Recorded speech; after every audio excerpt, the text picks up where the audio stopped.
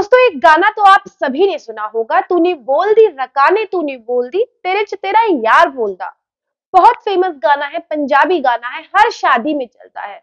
लेकिन आज ये गाना मुझे सच होता दिखाई दे रहा है। हालांकि आज के समय पे कोई किसी के इशारे पे नहीं नाचता, लेकिन हमारे देश की कुछ ऐसी मूर्ख अनपढ़ लड़कियां हैं जो खुद को क्रांतिकारी बताती हैं और दूसरों के इशारों पे नाचती हैं। मैं बात कर रही हूँ स्वरा भास्कर नाम की बिल्ली, जो अब थैले से बाहर आ गई है, जिसके ऊपर ये गाना सूट करता है। लगता है सालों पहले ये गाना इसी के ऊपर बना था और आज पता चल गया है कि स्वरा भास्कर, जो आए दिन अपनी फिल्मों से ज्यादा अपने राजनीति के बयानों पर चर्चा में रहती है, वो बयान वो किसके इशारों पर बोलती है, किसे खुश करने के लिए बोलती है?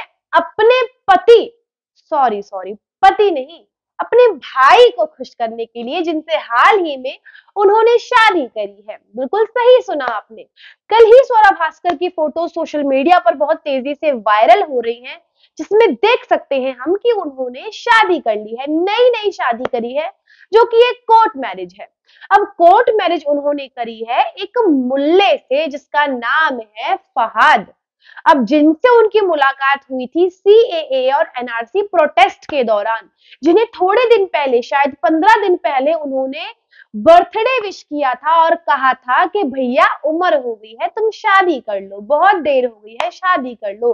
अब उस भैया की इतनी बड़ी चिंता दूर करने के लिए बहन ने खुद ही उनसे शादी कर ली। यानी कि इस बात पे मोहर लग गई कि चाहे कोई भी हिंदू हो, चाहे लड़की हो, लड़का हो, हीरोइन हो, या कोई आम सड़क छाप लड़का या लड़की हो, जो भी हिंदू विरोधी बयान देगा उसके पीछे कोई ना कोई एक जिहादी मानसिकता वाला व्यक्ति होगा ही होगा।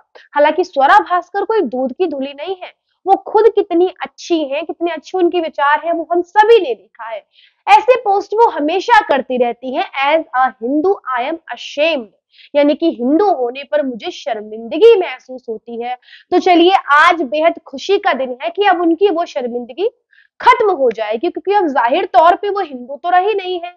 एक मुल्ले से निकाह करने के बाद कहाँ की हिंदू रही है वो, और भैया वो शर्मिंदगी भी बहुत ज्यादा झेलती थी। इतना हमसे किसी का दुख नहीं देखा जाता भाई, मुझसे तो नहीं देखा जाता।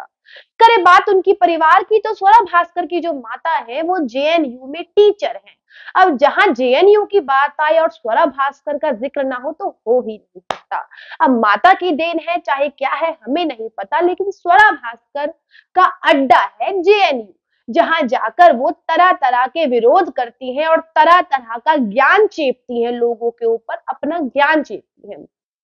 ये वही स्वरा भास्कर हैं जिन्होंने सीएए और एनआरसी के विरोध में कहा था, मेरे पास कोई कागज नहीं है, ना आधार कार्ड है, ना मेरे माता पिता का कोई प्रूफ है, ना कोई जमीन के कागजात है, मेरे खिलाफ एनआरसी नहीं आया तो मैं कहां जाऊंगी, मेरे पास कोई प्रमाण नहीं है, मैं कहां जाऊंगी।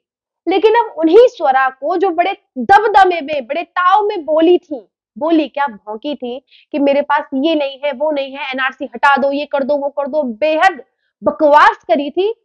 अब मैडम, कोर्ट मैरिज करने के लिए आपके पास प्रूफ कहां से आए? या अदालत आपके बाप की है, या अदालत आपके रिश्तेदारों की है, जो वहां पर आपको प्रूफ नहीं लगे? इसका जवाब जानती है जनता, इसका जवाब चाहती है जनता कि कहां से आपके पास प्रूफ आए। तब केवल विरोध करने के लिए आपके पास कोई कागजात नहीं थे, यानी कि आप जो भी कुछ करती हैं वो दूसरों के इशारों पर करती हैं। एक शादी होने के लिए आपने जो स्पेशल मैरिज एक्ट के तहत जो शादी करी है, उसके लिए 30 दिन पहले कोर्ट में जो है एक लेटर देना पड़ता है। अब 30 दिन के अंदर अंदर क्या आपने अपने सारे प्रूफ बनवाए हैं? जनता जवाब चाहती है, बताइए। तो ये जो सारी चीजें स्वरा भास्कर ने बीते दिनों, बीते सालों करी हैं, जो इतनी चर्चा में रही है, तो भैया आज इस बात पर मोहर लग गई है कि वो किसके इशारे पर करी है। अपने भैया, सॉरी, जो अब उनके सैया बन चुके हैं, अपने सैया के इशारों पर करी। अब बात करें स्वरा भास्कर के सो कॉल्ड पति की, जो उनके शौहर बने हैं, वो कट्टर मुसलमान हैं।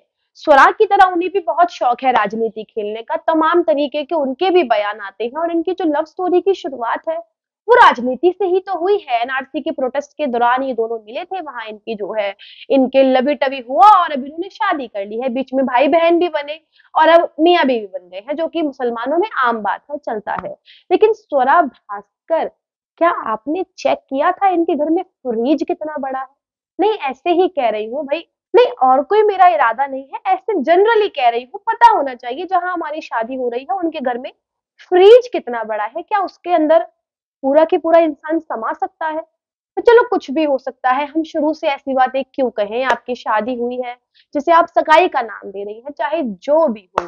लेकिन अब स्वरा भास्कर को लेके जो सबके मन में एक शंका सी आ रही थी कि भाई ऐसे बयान क्यों देती हैं?